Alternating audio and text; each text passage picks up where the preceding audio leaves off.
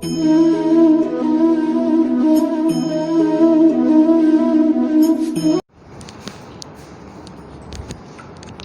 મિત્રો આની એક આંતરક્રિયા પરોપજીવન તરફ આપણે આગળ વધીએ।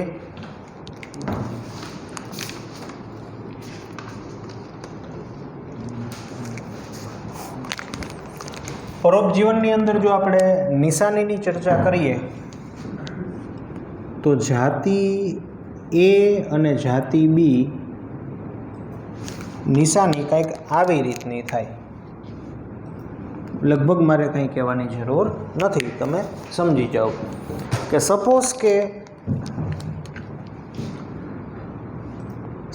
નહીં, મારે તમને સામેથી પૂછવું પડે કે પ્લસની નિશાની કરી છે તો એ કોણ હોય? તો કે એ પરોપજીવી હોય, પરોપજીવી, કારણ કે એને શું થતો હોય? ફાયદો। માઇનસની નિશાની કરી છે કોણ હોય?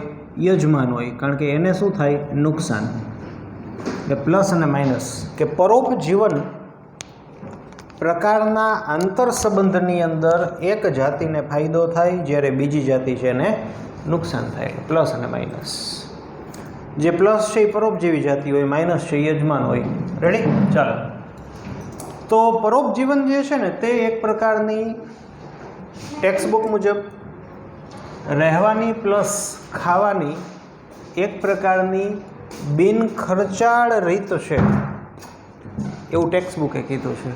આમ સાચી વાત છે, કારણ કે પરોપજીવી જે છે એને ખાવાનું ને રહેવાનું બે યજમાનમાં હોય, યજમાનમાંથી એને મળી રહે, એટલે ખાવાની ને રહેવાની એને કાંઈ ઉપાધિ ન હોય। એટલે આવી રીતે આપણે પરોપજીવનને વ્યાખ્યાયિત કરી શકીએ। પરોપજીવન જે છે તે નીચલી કક્ષાના સજીવોની અંદર જોવા મળે છે, એમાં કોઈ શંકાને સ્થાન નથી। એક્ઝામ્પલ તરીકે બેક્ટેરિયા, આપણને ખ્યાલ જ છે કે જે બેક્ટેરિયા હકીકતે આપણને રોગ કરે છે તેઓ મોટે ભાગે પરોપજીવી જ છે।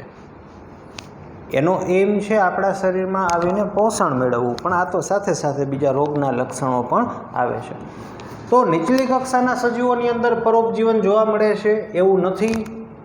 પરોપજીવન વનસ્પતિઓથી માંડીને ઉચ્ચ કક્ષાના પૃષ્ઠવંશીઓ જે છે એની અંદર પણ વિકસિત થયું છે। એટલે ભાવાર્થ શું છે? ભાવાર્થ આવો છે કે ઘણી બધી અમુક વનસ્પતિઓ પણ પરોપજીવી છે, અમુક ઉચ્ચ કક્ષાના પૃષ્ઠવંશી પ્રાણીઓની અંદર પણ અથવા તો તેઓ પણ પરોપજીવી છે। એટલે પરોપજીવન નીચલી કક્ષાથી માંડીને વનસ્પતિ ને વનસ્પતિથી આગળ જતા ઉદ્વિકાસીય ક્રમમાં આગળ જતા ઉચ્ચ કક્ષાના પૃષ્ઠવંશીઓની અંદર પણ વિકસિત થયું છે। રેડી? ચાલો, બીજી વાત કરી છે પરોપજીવી હોય ને, પરોપજીવી ઘણી પરોપજીવીની જાતિઓ એવી હોય કે જે કોઈ ચોક્કસ યજમાન હોય ને એના ઉપર જ પરોપજીવન જીવી શકે। સપોઝ કે આ યજમાન છે અને આ પરોપજીવી છે, તો એ ચોક્કસ યજમાન ઉપર જ જીવે, બીજો કોઈ યજમાન હોય તો એનામાં ન જીવી શકે। પછી બને એવું કે ધારો કે આ યજમાન છે લુપ્ત થાય, આ યજમાન જો લુપ્ત થઈ જાય તો આને લુપ્ત થવું પડે, આને પણ લુપ્ત થવું પડે, કાં તો આને શું કરવું પડે? કાં આને એવો ઉદ્વિકાસ સાધવો પડે કે તે નવા યજમાનમાં રહી શકે, કાં તે નવા યજમાનમાં રહી શકે એવો એને ઉદ્વિકાસ જે છે એ સાધવો પડે।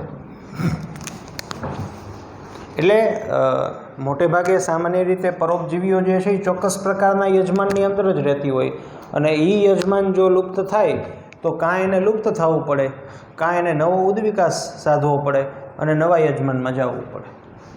રેડી? અથવા બીજું આવું પણ થાય કે પરોપજીવી જે છે તે યજમાનની જાતિ એની લાક્ષણિકતાને આધારે વિકાસ પામે। ન સમજાણો? આમાં સમજાઈ જાય। જો મીન્સ કે કહેવાનો ભાવાર્થ એવો છે કે યજમાન જાતિ જે છે એના લક્ષણમાં ફેરફાર થાય ને એટલે આને ફેરફાર કરવો પડે, એના આધારે વિકસિત થાય અથવા વિકસવું પડે, એને પણ એવો ઉદ્વિકાસ સાધવો પડે કે ધારો કે યજમાન છે એ પરોપજીવીનો પ્રતિકાર કરવા માટેના લક્ષણો વિકસાવે। આ યજમાનની અંદર ધારો કે પરોપજીવી રહે છે અને યજમાનમાં એવા લક્ષણો વિકસિત થાય કે જેનો પ્રતિકાર કરી શકે, તો સામે આ પરોપજીવીએ પણ એવા લક્ષણોનો વિકાસ કરવો પડે કે જે એને ઓવરકમ કરી શકે, તો જ જેને કહેવાય કે એ જીવંત રહી શકે, જીતી શકે, ટકી શકે. એટલે યજમાન છે એ પરોપજીવીનો પ્રતિકાર કરવા માટેના લક્ષણો વિકસાવે તો પરોપજીવીને પણ યજમાનની જે આ ક્રિયાવિધિ છે, પ્રતિકાર કરવાની જે ક્રિયાવિધિ છે એને નિષ્ક્રિય કરવા માટે અનુકૂલન સાધવું પડે અથવા તો ક્રિયાવિધિ વિકસાવવી પડે, તો જ તે ટકી શકે, બાકી ટકી શકે નહીં. ચાલો, બહુ મહત્વનું છે એક્ઝામ પોઈન્ટ ઓફ વ્યૂ. સામાન્ય રીતે જે પરોપજીવી હોય ને, પરોપજીવી એને યજમાનની અંદર રહેવા માટે અમુક વિશિષ્ટ પ્રકારના અનુકૂલનો સાધેલા હોય, અમુક વિશિષ્ટ પ્રકારના અનુકૂલનો સાધેલા હોય જેથી તે સારી રીતે રહી શકે, એને વાંધો ન આવે. ચાલો, પહેલું અનુકૂલન છે કે જરૂર ન હોય તેવા સંવેદી અંગો ગુમાવી દેવા, જરૂર ન હોય તેવા સંવેદી અંગો ગુમાવી દેવા. હવે આ પ્રકારના અનુકૂલનની જરૂર શું, હું તમને એક એક્ઝામ્પલ સાથે સમજાવું કે સંવેદી અંગો ગુમાવવાથી એને શું ફાયદો.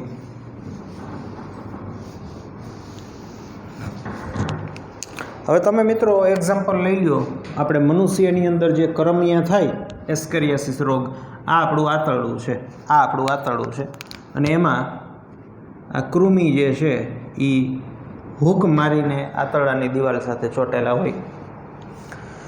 હવે સપોઝ કે એની ચામડી છે એ સંવેદી અંગ તરીકે વર્તે છે, અથવા તો એની અંદર રહેલું કોઈ અંગ, બાહ્ય અંગ કે જે સંવેદી અંગ તરીકે વર્તે. તો મિત્રો હવે આ આંતરડામાંથી તો વિવિધ પ્રકારના ખોરાક, પાચક ઉત્સેચકો કે જે એની દિવાલને જલન પહોંચાડી શકે, અથવા તો આ ખોરાક કે વિવિધ પ્રકારના ઉત્સેચકો એની અંદર વિશિષ્ટ અપ્રિય સંવેદનાઓ જેને કહેવાય ઉત્પન્ન કરી શકે. એટલે સંવેદી અંગ ગુમાવી દઈએ જરૂર ન હોય તેવા, પછી આંખ હોય એ સંવેદી અંગમાં આવે તો તમને ખબર પડવી જ જોઈએ કે એવી કોઈ જરૂરી રચનાઓ જે છે તો એને તો રાખવી જ પડે, પણ જરૂરી ન હોય તેવી રચના ગુમાવે એટલે શું થાય કે યજમાનની અંદર રહીએ તો આવા જ્યારે કંઈક લોચા થાય તો એને વાંધો ન આવે. આ પહેલું લક્ષણ. બીજું પરોપજીવીઓનું વિશિષ્ટ અનુકૂલન કે લક્ષણ તો કે યજમાન સાથે ચોંટી રહેવા માટે ગુંદરિયા અંગો, એવા અંગ કે જેના થકી તે યજમાન પેશી સાથે, યજમાન સાથે, એના અંગ સાથે ચોંટી શકે, કે ચૂસકોની હાજરી. ચૂસકો તો આપણે ભણી ગયા. ચૂસકો એટલે જો આ વિશિષ્ટ અંગ કહેવાય જેને આપણે અંકુશ તરીકે ઓળખીએ, અને ચૂસક એટલે એનું મુખની આગળનો ભાગ કે એ ચૂસે સીધું.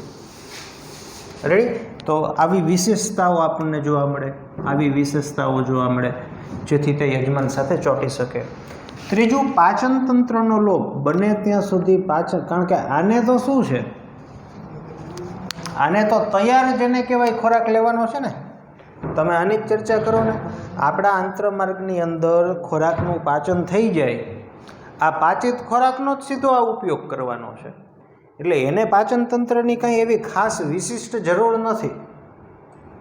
પરોપજીવીઓને પાચન તંત્રની વિશિષ્ટ જરૂર નથી, કારણ કે સરળ સ્વરૂપે સીધું જ જેનું શોષણ થઈ શકે એવા સરળ સ્વરૂપનો ખોરાક જ સીધો જ યજમાનમાંથી લે, એટલે એને કોઈ પાચનની જરૂર નથી. અને કુદરતી રીતે તેઓ ઉચ્ચ પ્રજનન ક્ષમતા વિકસાવે છે. ઉચ્ચ પ્રજનન ક્ષમતા એટલે ઘણા બધા પ્રકારના આ કરમિયાઓ ઈંડા જેને કહેવાય કે એ મૂકે, જેથી પોતાની ચિરંજીવિતતા, પોતાનું અસ્તિત્વ, ચિરંજીવિતતા નહીં પરંતુ પોતાની ભાવિ પેઢીનું જે અસ્તિત્વ જે છે અથવા પોતાની પેઢીઓ જે છે એ જળવાઈ રહીએ, પોતાનું નામો નિશાન મટે નહીં. અને આ ચાર હોવા જ જોઈએ. જો આ ચાર વિશેષતાઓ, અનુકૂલનો એની અંદર જોવા ન મળે તો આપણને નહીં પરંતુ આ પોતાનું જેને કહેવાય જીવનચક્ર કે પોતાની ભાવિ પેઢી જે છે એને ટકાવી શકે નહીં. રેડી? ચાલો, હવે આ પણ બહુ મહત્ત્વનું એક્ઝામ પોઈન્ટ ઓફ વ્યૂ. પરોપજીવીનું જીવનચક્ર આપણને આમ તો મેલેરિયાની તો ખબર જ છે. મેલેરિયાની અંદર જે પ્રજીવો જે છે ને, આ પ્રજીવો પોતાનું જીવનચક્ર પૂરું કરવા માટે એને 2 યજમાનની જરૂર પડે. એક છે મનુષ્ય અને બીજું છે મચ્છર. પણ આજે ઘણા બધા એવા પરોપજીવીઓ છે કે જે એક કે તેથી વધુ યજમાનની એને જરૂર પડે. શેના માટે? પોતાનું જીવનચક્ર પૂરું કરવા માટે. તો એક્ઝામ પોઈન્ટ ઓફ વ્યૂ બહુ મહત્ત્વની બાબત છે કે માનવ યકૃત કૃમિ છે ને, એને માનવ સિવાયના બીજા 2 એટલે ટોટલ 3 યજમાનની જરૂર પડે ત્યારે એનું જીવનચક્ર પૂરું થાય. જીવનચક્ર પૂરું થવું એટલે શું? ફરીથી કહી દઉં. જન્મ લેવો, વૃદ્ધિ પામવી, મૃત્યુ પામવું એન્ડ સાથે સાથે પ્રજનન કરીને નવી સંતતિ ઉત્પન્ન કરવી, એને જીવનચક્ર પૂરું થયું કહેવાય. જન્મ લે, વૃદ્ધિ પામે, મૃત્યુ પામે પણ પ્રજનન કરીને નવી સંતતિ ઉત્પન્ન ન કરી શકે તો એને જીવનચક્ર પૂરું થયું એમ ન કહેવાય. આવું આપણે ભણી ગયા. ચાલો, રેડી? તો પરોપજીવીઓ જે છે એની અંદર ઘણી વખત મીન્સ કે યજમાન જે છે એની અંદર પણ વિવિધતાઓ જોવા મળે છે. ઘણાને 1 થી વધુ યજમાનની જરૂર પડે, ઘણાને 1 યજમાનની જરૂર પડે. રેડી? ચાલો. પરોપજીવીઓ સામાન્ય રીતે જે પણ યજમાનની અંદર દાખલ થાય એને બધા જ એસ્પેક્ટથી નબળા પાડી દઈએ. એની ઉત્તરજીવિતતા અથવા દેશી ભાષામાં કહું તો એ જેટલું જીવવાનો હોય, એનો જેટલો જીવનનો સમય હોય એમાં ઘટાડો કરે. કે 90 વર્ષ જીવવાનો હોય તો એનાથી ઓછું થઈ જાય, 40 વર્ષ જીવવાનું હોય તો ઓછું થઈ જાય, 30 થઈ જાય, 35 થઈ જાય, 20 થઈ જાય, 25 થાય. વૃદ્ધિ અટકાવે, કારણ કે એનું મેઇન કામ જ અલ્ટિમેટલી પોષક દ્રવ્યો પોતાને લઈ લેવાનું. બોડીને મળે નહીં એટલે બોડીના બધા જ ફંક્શન જે છે એ ખોરવાય. પ્રજનનનો દર ઓછો કરવો, પ્રજનનનો દર ઓછો કરવો. આ બ્રોડ એસ્પેક્ટમાં કીધું છે, કોઈ એક એક્ઝામ્પલ સાથે નથી કીધું. બ્રોડ એસ્પેક્ટની અંદર કીધું છે કે ઓલ ઓવર જેને કહેવાય ને કે પરોપજીવીઓ યજમાનની અંદર ઉત્તરજીવિતતા, એની વૃદ્ધિ, પ્રજનન ક્ષમતા એની અંદર ઘટાડો કરે. ઉપરાંત પ્રાણીઓના એસ્પેક્ટથી આપણે ચર્ચા કરીએ કે કોઈ પ્રાણી છે એની અંદર પરોપજીવીઓ પ્રવેશે, લાગુ પડતા પરોપજીવીઓ પ્રવેશે તો શારીરિક કમજોરી એની અંદર ઉદ્ભવે. ઉદાહરણ તરીકે હરણ લ્યો કે હરણ જે છે એની અંદર પરોપજીવી આંતરડામાં આવ્યા, પોતે બધું ખાઈ જાય એટલે હરણના ભાગે જોઈએ એટલું વધતું નથી, જેથી હરણ જે છે એની અંદર ઓલ ઓવર જેને કહેવાય કે તાકાત ઘટે, શક્તિ ઘટે, પૂરતું પોષણ નથી મળતું. હવે જો સિંહ આની પાછળ દોરે તો એ જે હરણ છે ને એનું પરભક્ષણ થઈ જવાની શક્યતા વધી જાય. એટલે સ્વસ્થ હરણ કે હરણ વિથ પરોપજીવી, તો હરણ વિથ પરોપજીવી કે જેની અંદર શારીરિક કમજોરી જોવા મળે છે તો એનું પરભક્ષણ થવાની શક્યતાઓ જે છે તે વધી જાય છે. રેડી? ચાલો. તો આજે આપણે પરિસ્થિતિને, કુદરતને, નેચરને એવો પ્રશ્ન પૂછીએ કે એમનેમ આપણને પ્રશ્ન થાય કે શું પરોપજીવીઓએ આદર્શ ન બનવું જોઈએ? આદર્શ એટલે કઈ રીતે આદર્શ, અથવા કેવા આદર્શ, અથવા તો એમ કહેવાય કે શું આદર્શ પરોપજીવી એવો હોવો જોઈએ કે જે યજમાનને નુકસાન કર્યા વિના પોતે વિકસિત થાય, અથવા તો એવો ઉદ્વિકાસ થવો જોઈએ. આપણે નેચરને એવો પ્રશ્ન પૂછીએ કે એવું કેમ નથી થતું કે પરોપજીવી જે છે તે યજમાનને નુકસાન પહોંચાડ્યા વિના વૃદ્ધિ પામે. હવે સપોઝ કે કોઈ પરોપજીવી જે છે એની અંદર ઉદ્વિકાસ થાય છે અને ફાઇનલી એવું બને કે તે યજમાનને નુકસાન કર્યા વિના વૃદ્ધિ પામે, તો મિત્રો એને પરોપજીવી ન કહેવાય. તો પછી પરોપજીવીની જે વ્યાખ્યા છે એમાંથી બહાર નીકળી જાય તો એને પરોપજીવી ન કહેવાય. તો તમને એમ થાય કે ધારો કે એવું બને કે કોઈ પરોપજીવીમાં એવો ઉદ્વિકાસ થયો, પરંતુ છતાં પણ તે કોઈ સજીવ કે યજમાન ઉપર આધાર રાખે છે કાંઈ કર્યા વિના, તો એને શું કહેવાય? તો એ આપણે ભણવાનું આવશે. મીન્સ કે ભણવાનું આવશે એટલે આ પરોપજીવન ભણી છે ને, આના પછી જેને કહેવાય કે આપણે જે ભણવાના છે એમાં 2-3 જે આપણે ભણશું એમાંનું જ એક આવશે કે તો આવું આપણે એને કહી શકીએ કે એવા પણ કિસ્સાઓ જોવા મળે છે કે જેમાં 2 સજીવ વચ્ચેનો આંતરક્રિયા હોય, એક સજીવ બીજા સજીવ ઉપર રહેતું હોય, પણ આ સજીવ યજમાન સજીવ ઉપર જે રહે છે એને નુકસાન પહોંચાડતો નથી, એવું પણ જોવા મળે છે. રેડી? ચાલો આગળ. પરોપજીવી જે છે ને એના પ્રકાર, પરોપજીવીઓના પ્રકાર 2 રીતે પડી શકે. એક છે સ્થાનને આધારે અને બીજો છે સમયને આધારે. સ્થાનને આધારે અને સમયને આધારે. પહેલું સમયને આધારે. સમયને આધારે જો આપણે, સમય એટલે કેટલા સમય સુધી તે પરોપજીવી તરીકે રહે, એને આધારે હું કહું ને તો 2 પ્રકાર પડે. એક છે કાયમી પરોપજીવી, બીજા છે હંગામી પરોપજીવી. કાયમી પરોપજીવી એટલે શું? કે જેનું જીવનચક્ર હર હંમેશ, જેને કહેવાય કે જીવનચક્રના દરેક તબક્કે તે પરોપજીવી જ હોય, પરોપજીવી જ હોય, અથવા તો પોતાનું જીવનચક્ર તો જ પૂરું થઈ શકે કે જો તે યજમાનની અંદર હોય તો જ. જ્યારે હંગામી પરોપજીવી એટલે દરેક તબક્કે, જીવનચક્રના દરેક તબક્કે તે પરોપજીવી નથી. ઘણા બધા એવા પ્રાણીઓ છે કે જેની કોઈ ડિંભીય અવસ્થાઓ હોય, એ પરોપજીવી પ્રકારની હોય, અને પછીની જે અવસ્થાઓ છે એ પરોપજીવી પ્રકારની નથી હોતી. તો આને હંગામી પરોપજીવી કહેવાય, કે જે કોઈ ચોક્કસ પોતાના જીવનચક્રના કોઈ ચોક્કસ તબક્કા દરમિયાન પરોપજીવી બને અને બાકી પરોપજીવી હોતા નથી. તો આને હંગામી પરોપજીવી, થોડા સમય માટેના પરોપજીવી, આને કાયમી પરોપજીવી કહેવાય. જ્યારે બીજો જે પ્રકાર છે ને તે સ્થાનને આધારે છે. સ્થાન, કે પરોપજીવી સજીવ યજમાનની અંદર કયા સ્થાને રહે છે, બહાર રહે છે કે અંદર રહે છે. જો બહાર રહેતા હોય તો એને બાહ્ય પરોપજીવી કહેવાય, અંદર રહેતા હોય તો એને અંતઃ પરોપજીવી કહેવાય. તો બાહ્ય પરોપજીવી જે છે ને આપણને અમુક એક્ઝામ્પલ આપ્યા છે, જે આપણે એક્ઝામ પોઈન્ટ ઓફ વ્યૂ યાદ રાખવાના છે. જેમ કે મનુષ્ય છે, એના માથા ઉપર, તાલ ઉપર થતી જૂ, તો એ બાહ્ય પરોપજીવીમાં આવે, કે જે આપણી બહારની સપાટી ઉપર રહે છે અને પરોપજીવન ગુજારે છે.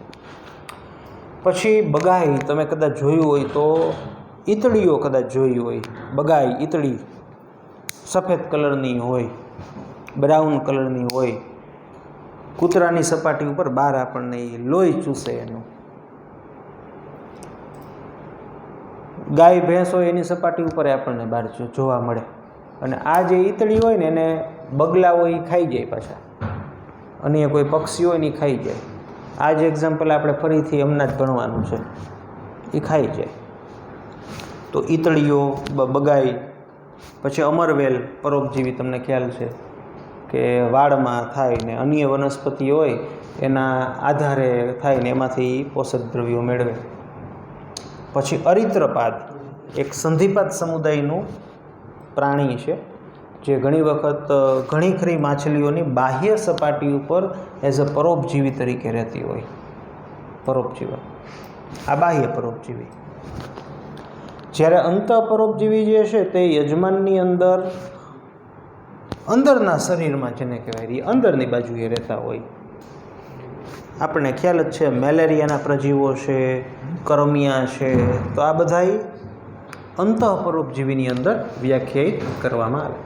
એટલે પરોપજીવીઓ જે છે એની અંદર કાયમી, હંગામી, આ રીતે પણ જેને કહેવાય 2 પાર્ટ્સ પડે, આ રીતે પડે.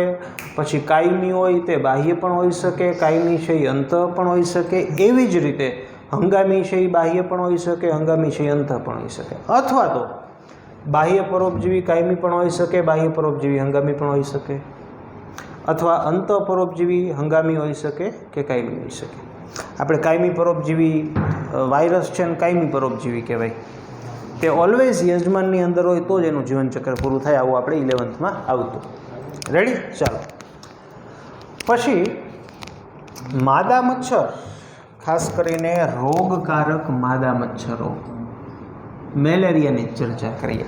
આપણે હાલતા ગમે ત્યાં લખ્યું હોય, બોલતા હોય કે માદા એનોફિલિસ મચ્છર કરડે ને તો આપણને મેલેરિયા થાય. તો માદા જ કેમ, નર કેમ નહીં? નર કેમ નહીં? પણ હકીકતે મચ્છર છે ને મિત્રો, એ પરોપજીવી નથી. આપણને એમ થાય કે ના, એ આપણું રુધિર ચૂસીને પોતે પોષણ મેળવે છે. તો હકીકતે શું છે એની આપણે ચર્ચા કરીએ.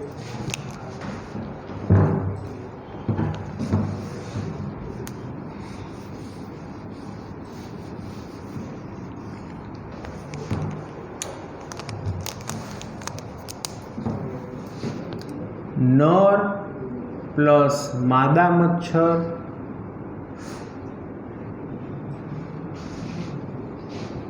પરોપજીવી નથી, મનુષ્ય માટે પરોપજીવી નથી. ચાલો, કુદરતી રીતે નર અને માદા મચ્છર એટલે કે તેઓ પુષ્પના રસમાંથી પોષણ મેળવે. એટલે મધમાખી જેવું જ છે આમાં, કે પુષ્પના રસમાંથી સામાન્ય રીતે મચ્છર જે છે ને એ પોષણ મેળવતા હોય. એ હકીકતે મનુષ્ય જે છે એના રુધિરમાંથી પોષણ મેળવતા નથી. રેડી? હવે આગળ જો એનું કારણ હું લખું છું. કારણ શું છે જો. માદા મચ્છર ને અંડજનન માટે અંડકોષો કે ઈંડાઓના નિર્માણ માટે આયર્નની જરૂર પડે.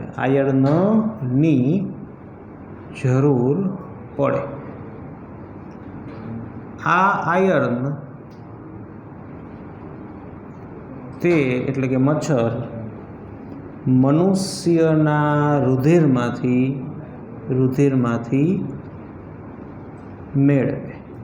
બસ, પૂરું. એટલે આપણા રુધિરની અંદર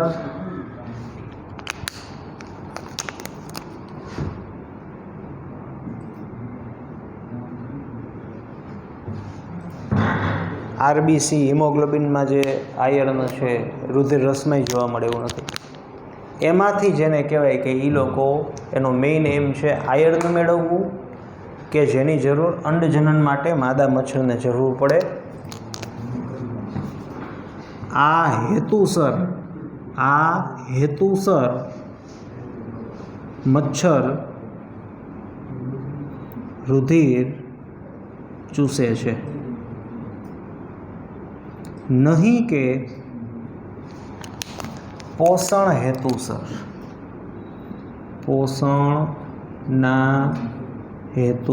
જો પોષણના હેતુસર એને રુધિર લીધું હોય ને તો આપણે પરોપજીવી તરીકે કહેત. એટલે મચ્છર હોય ને એને હકીકતે સાચા પરોપજીવી માનવામાં આવતા નથી. એની પાછળનું આ એક કારણ છે. રેડી? ચાલો. પછી બીજું એક બહુ ખૂબ જ જેને કહેવાય કે ઇન્ટરેસ્ટિંગ એક એક્ઝામ્પલ છે પરોપજીવનની અંદર જ, જેને અંડ પરોપજીવન તરીકે ઓળખવામાં આવે છે. અથવા તો આ બાબત જે છે એ સામાજિક રીતે પણ ઘણી બધી જાણીતી છે. તમને ખ્યાલ હોય તો કોયલ છે ને એ પોતાના ઈંડા સેવવા માટે એ બીજાના માળામાં ઈંડા મૂકી આવે. આને એક પ્રકારનું અંડ પરોપજીવન તરીકે ઓળખવામાં આવે છે. કે કોયલ પક્ષી પોતાના ઈંડા અન્ય યજમાનના માળાની અંદર સેવન કરવા માટે મૂકી આવે, પોતાને સેવન કરવું નહીં. આને અંડ પરોપજીવન કહેવાય. પણ બહુ એક મસ્ત વાત કીધી છે આને લગતી, કે અંડ પરોપજીવન ખૂબ જ લાંબા ગાળે ઉદ્વિકાસીય રીતે જોવામાં આવે ને તો ધીમે ધીમે આવું થવાની શક્યતાઓ વધે કે યજમાન જે છે ને યજમાન કે જે આના ઈંડાનું સેવન કરે તો ધીમે ધીમે આના જે ઈંડાઓ છે ને એનો વિકાસ આના મત મુજબની થતી જાય, એનો કદ છે, એનો રંગ છે, એ લાંબે ગાળે આના મત મુજબનો થતો જાય અને છેલ્લે લાંબે ગાળે એવું પણ બની શકે કે આને પોતાના ઈંડા યજમાનના માળામાંથી શોધવા માટે, વિજાતીય એટલે અલગ, વિજાતીય ઈંડા એટલે અલગ, પોતાના ઈંડાઓ યજમાનના માળામાંથી શોધવા માટે એની તક ધીમે ધીમે ઓછી થતી જાય, મુશ્કેલી પડે. તો આ છે અંડ પ્રકારનું પરોપજીવન. તો આ વાત થઈ ઓલ ઓવર પરોપજીવનની. એક્ઝામ પોઈન્ટ ઓફ વ્યૂ ખાસ તમને કહું, પરોપજીવીઓના વિશિષ્ટ અનુકૂલનો,